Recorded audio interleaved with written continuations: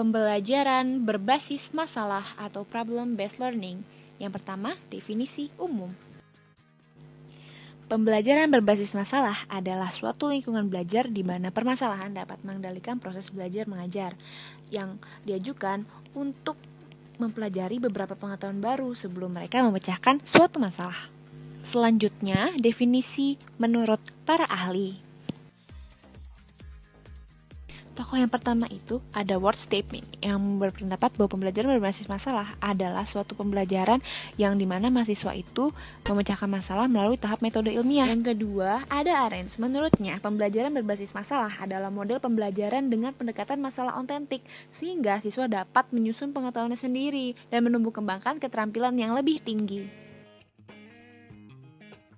Konsep dasar pembelajaran berbasis masalah.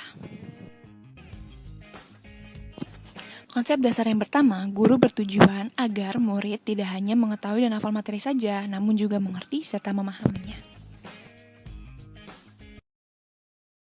Konsep dasar yang kedua, guru menginginkan agar peserta didik mampu memecahkan masalah sendiri serta dapat meningkatkan intelektualnya.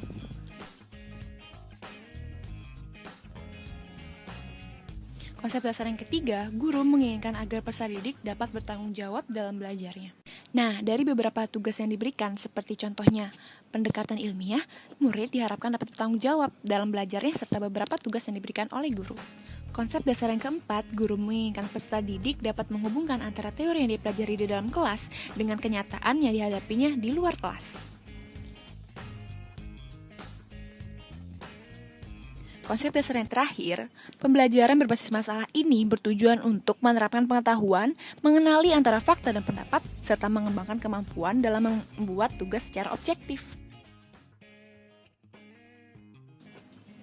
Bentuk belajar berbasis masalah.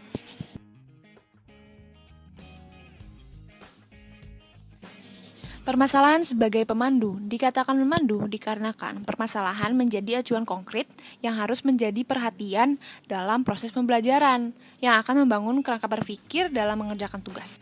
Yang kedua, permasalahan sebagai kesatuan dan alat evaluasi. Permasalahan ini disajikan setelah tugas-tugas dan penjelasan diberikan, yang tujuannya untuk memberikan kesempatan bagi pembelajar untuk menerapkan pengetahuannya dan memecahkan masalah.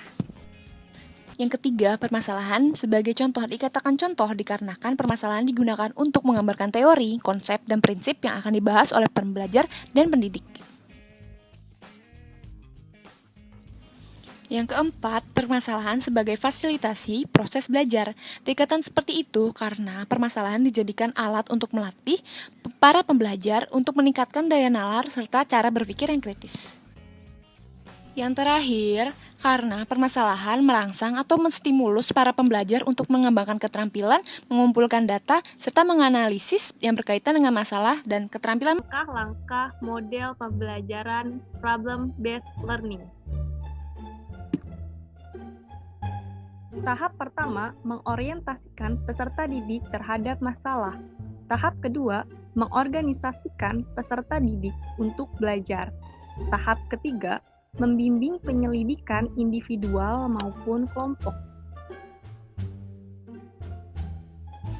Tahap keempat, mengembangkan dan menyajikan hasil karya.